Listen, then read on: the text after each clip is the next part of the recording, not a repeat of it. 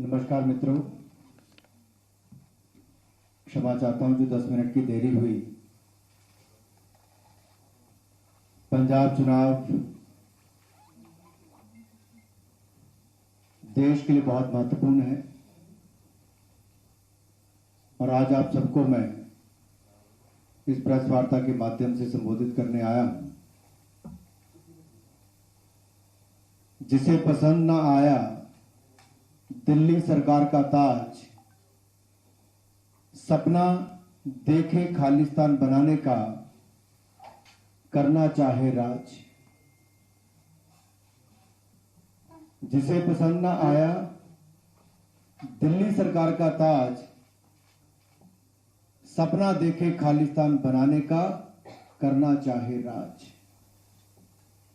कुछ ऐसे लोग जो सत्ता की भूख जिनकी कम नहीं होती, लेकिन उसके पीछे जिस तरह के मंसूबे पाले हुए हैं वो देश और पंजाब के हित में नहीं है।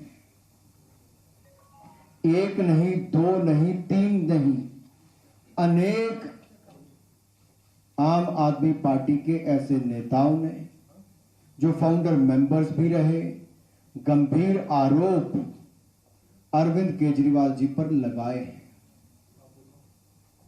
और अभी तक उनका कोई जवाब नहीं आया है। यह स्पष्ट दिखाता है कि उनकी सोच, उनके मंसूबे क्या हैं।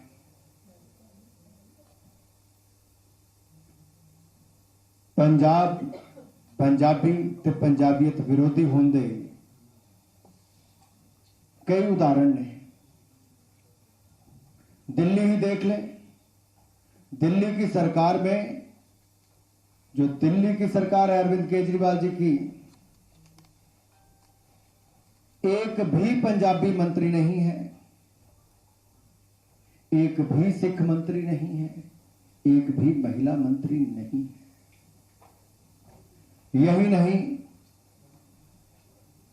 पंजाबी टीचर्स की भर्ती करनी थी, भर्ती करना तो दूर, जो थे उनको भी बाहर करने का काम केजरीवाल सरकार ने करने का किया है। ना पंजाब का हित, ना पंजाबियत का हित, ना पंजाबी का हित इनके मन में कभी। ये बात तो करते हैं नशा मुक्त पंजाब करने की। नशा मुक्त पंजाब करने के लिए चुनते हैं भगवंत मान जी को। उन समझ नहीं आता, नशा मुक्त करोगे, नशा मुक्त करोगे।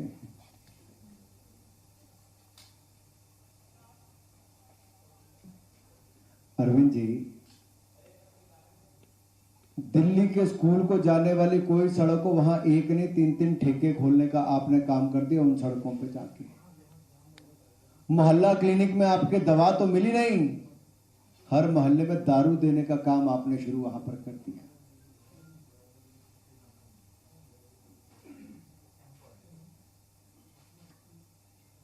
ये करेंगे पंजाब को नशा मुक्त। और बड़ा सवाल यह भी खड़ा होता है कि अपनी बैठकों में अरविंद केजरीवाल जी कहते हैं कि SC, ST, OBC की रिजर्वेशन खत्म कर देंगे। मेरा सवाल इनसे यह है कि आखिर Arvind Kejriwal ji SC, ST, OBC की रिजर्वेशन क्यों खत्म करना चाहते हैं? जो पिछड़े हैं, वंचित हैं, अनुसूचित जाति जनजाति पिछड़ा वर्ग के हैं, उनकी रिजर्वेशन खत्म करने की मंशा अरविंद केजरीवाल जी की क्यों है? इसके पीछे सोच क्या है?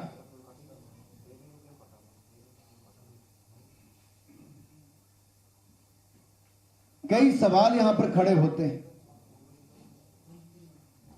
और मैं एक बार फिर पंजाब की सुरक्षा पे आना चाहता हूं। किसी भी देश, किसी भी सूबे की सुरक्षा, किसी भी राज्य की सुरक्षा सबसे महत्वपूर्ण है। सुरक्षित है तो व्यापार है, सुरक्षित है तो शिक्षा है, सुरक्षित है तो स्वास्थ्य की सुविधा है, सुरक्षित है तो सब कुछ हो सकता है। अगर सुरक्षित नहीं है तो कुछ नहीं हो सकता है। बॉर्डर के स्टेट है। पंजाब के लोगों ने वर्षों वर्षों तक आतंकवाद का, टेररिज्म का दौर देखा है।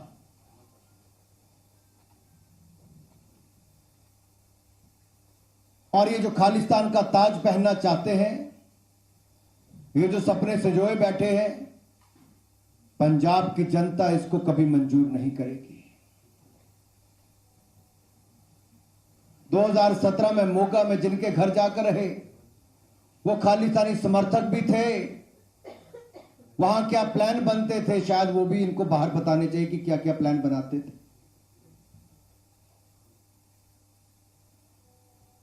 एजेंडा क्या है इनका। और ये जो पार्टी का नाम है ना, AAP, इसी में इसकी असलियत, इसी में इसका मतलब छिपा हुआ है। AAP मतलब अरविंद एंटी पंजाब, अरविंद एंटी पंजाब, यही है इसका मतलब AAP का। जो पंजाब का मुख्यमंत्री बनने के साथ साथ खालिस्तान का प्रधानमंत्री बनने का भी सोच रखते हो, ऐसे आरोप ही नहीं, ऐसे इनके साथियों ने बार बार कहा है, एक ने नहीं कईयों ने कहा। अरविंद एंटी पंजाब, पंजाब को कभी मंजूर नहीं होगा। पंजाब, पंजाबी, पंजाबियत के विरोध करने वाले अरविंद एंटी पंजाब कभी पंजाब को मंजूर नहीं होंगे। अब आप बोलोगे चन्नी जी की भी थोड़ी बात कर दो कि 550वां प्रकाशोत्सव, गुरु तेग बहादुर जी का 400वां प्रकाशोत्सव, गुरु गोबिंद सिंह जी का 350वां प्रकाशोत्सव, ये मनाने का काम भी देश और दुनिया भर में किया है तो भारतीय जनता पार्टी की, मोदी जी की सरकार ने किया है। 1984 के दंगे, इनका न्याय भी दिलाने का सिख समुदाय को काम किया तो नरेंद्र मोदी जी की सरकार ने किया है। SIT का गठन किया, न्याय दिलाया। जो 30-30 साल तक नहीं हो पाया था, मोदी सरकार ने 30 साल के बाद करने का काम किया। और अरविंद केजरीवाल जी ने दिल्ली में क्या किया? गुरु तेग बहादुर जी का शीशगंज गुरुद्वारा, वहां पर प्याऊ जो लगा होता है उसको भी तुड़वाने का काम किया है। ये पंजाब में क्या करेंगे? अगर दिल्ली में ही पंजाबी दूसरे नंबर की भाषा थी, अरविंद केजरीवाल जी ने पंजाबी भाषा को साइड पे कर दिया, उर्दू को स्थान दे दिया। पंजाबी मंत्री नहीं बनाया, सिख मंत्री नहीं बनाया, महिला मंत्री नहीं बनाई, पंजाबी टीचर नहीं रखे, लेकिन पंजाब में वोटें मांगने, झूठे वायदे करने आ जाते हैं। इसलिए चुनाव की बेला पर पंजाब के भाई और बहनों से मैं कहना चाहता हूं, ये बहुत जरूरी है समझना इनके पीछे इनकी सोच क्या है। खालिस्तान समर्थकों के घरों पर सोना, प्लान करना, खालिस्तान का प्रधानमंत्री बनने तक के सपने देखना, इनके लोगों ने कहा है, ये अपने आप में बहुत बड़े प्रश्न चिन्ह खड़े करता है। मैं अंत में इतना ही कहूंगा, आप बैठिए, पीछे सब लोग बैठिए भी, आपको खड़े नहीं।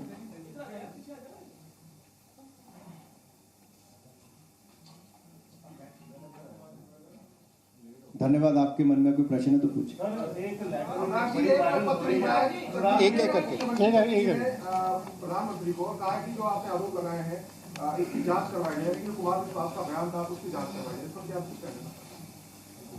देखिए, जांच करवाने की बात तो एक तरफ है, ये तो आरोप सिद्ध होते हैं, एक नहीं।